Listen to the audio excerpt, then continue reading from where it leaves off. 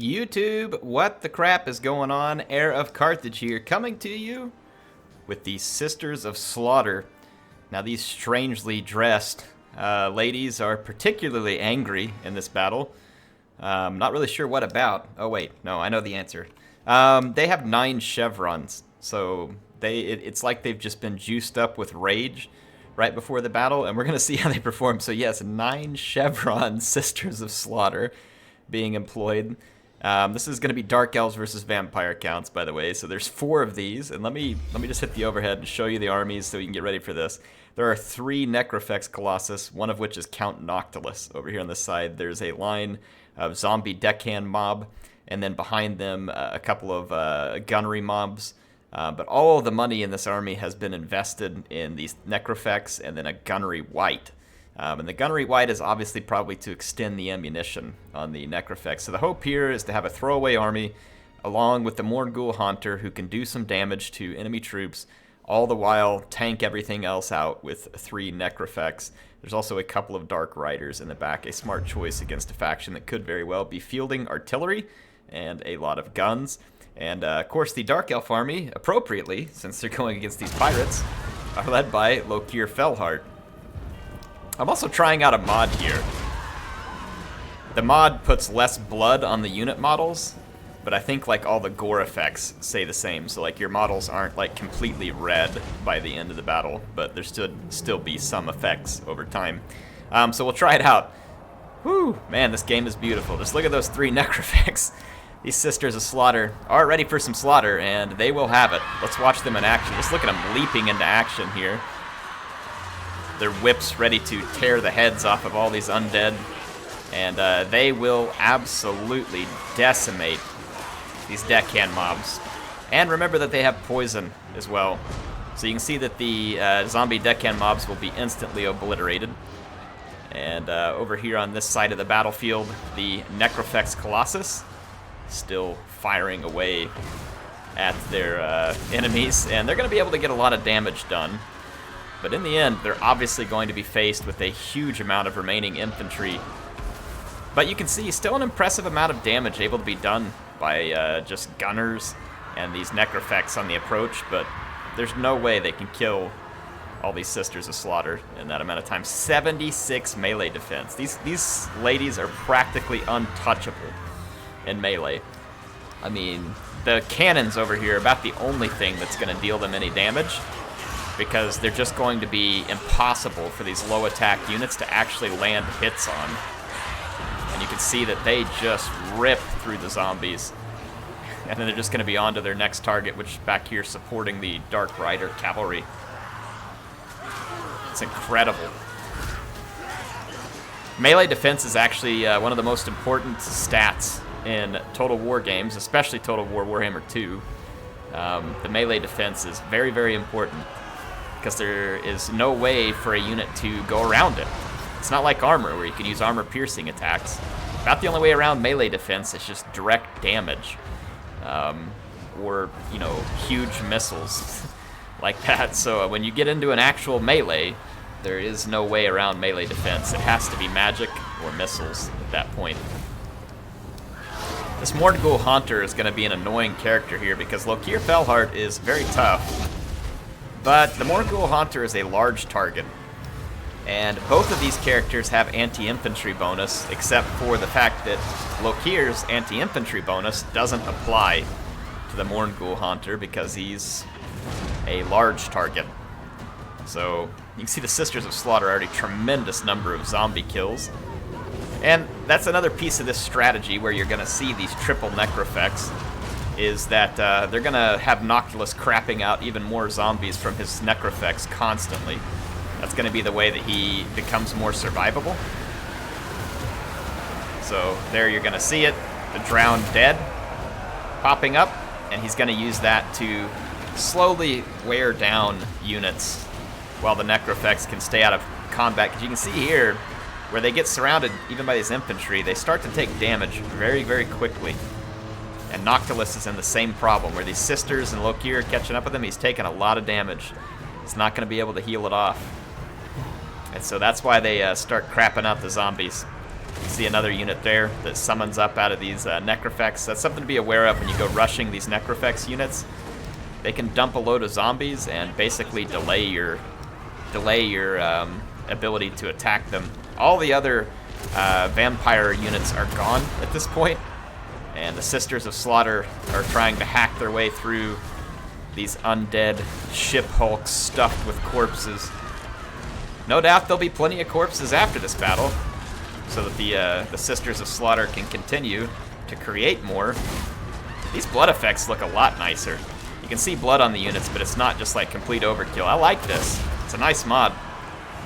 I'll try and leave a link to it in the description if y'all want to try it out. It's a nice mod. You still get the gore effects from the shots and stuff like that, but you don't get the huge spatters of junk all around the battlefield. I would think it probably improves performance too. I don't know, I'll have to check on that. Yeah, these necrofex starting to take some damage, but the zombie summons continue. But you're going to see like probably well over 200 kills for a couple of the Sisters of Slaughter units by the end of this battle. Lokir Felheart had taken a lot of damage from the Mourngul earlier, but the Mourngul is now busy elsewhere, and Lokir is healing a lot. The necrofex aren't getting a lot of direct hits on Lokir because of all of the infantry surrounding them. The Mourngul, though, it really is the appropriate unit to get rid of Lokir right now, and he would be pretty good at it. See, this necrofex back here is getting overwhelmed, and it's being debilitated now. It's very tired. Leadership is failing because it's surrounded, and at this point you can see that there is 300 enemies technically left, but a lot of those are just summoned zombies that are slowly being picked apart here. Eventually it's literally going to be 4 vampire units versus all these dark elves. We'll see whether or not their leadership can hold out. Right now the power bar feels like the vampires have the edge here.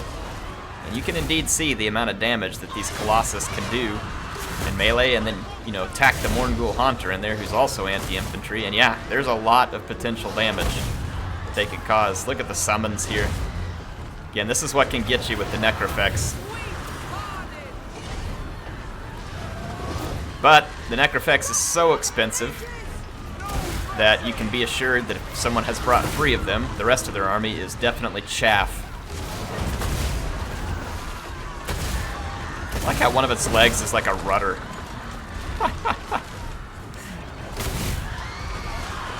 Look at Noctilus up there perched for his view. The Mourngul Haunter is shredding infantry as well.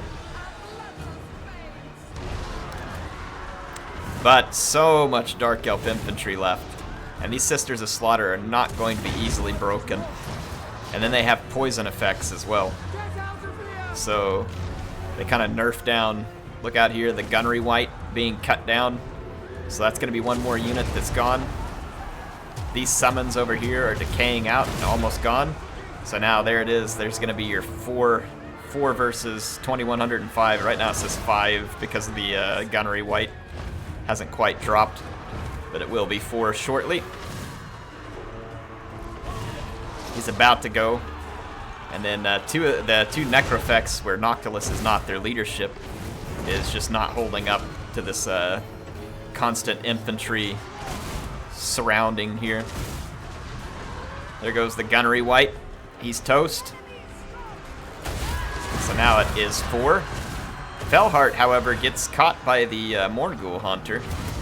Like I said, this is a fight that the Mourngul Haunter is going to be pretty well suited to.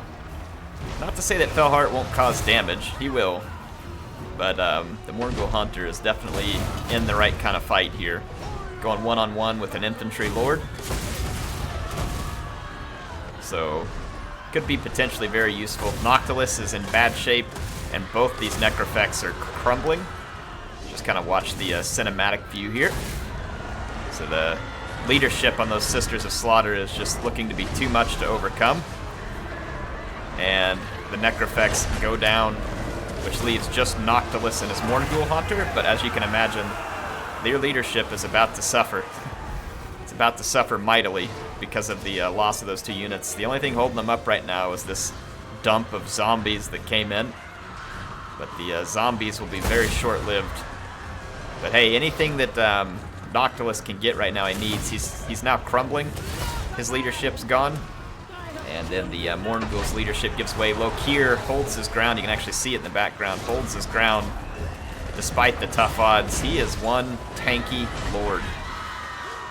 And how appropriate that he was the one to slay these vampirate scum.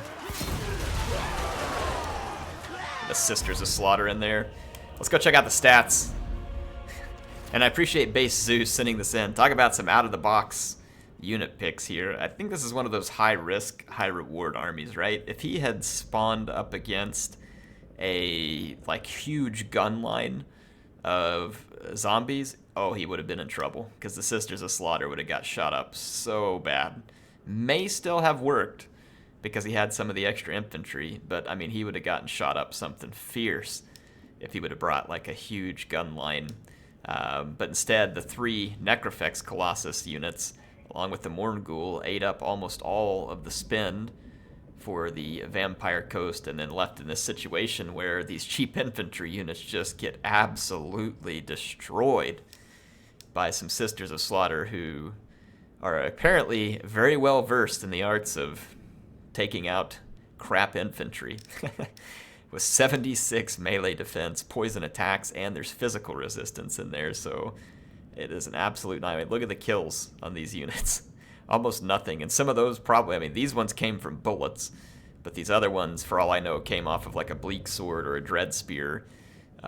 So a very interesting build by Base Zeus. It was fun to see this, especially since, you know, you can probably afford to take some risk like this up against the Vampire Coast because their play style is somewhat more predictable.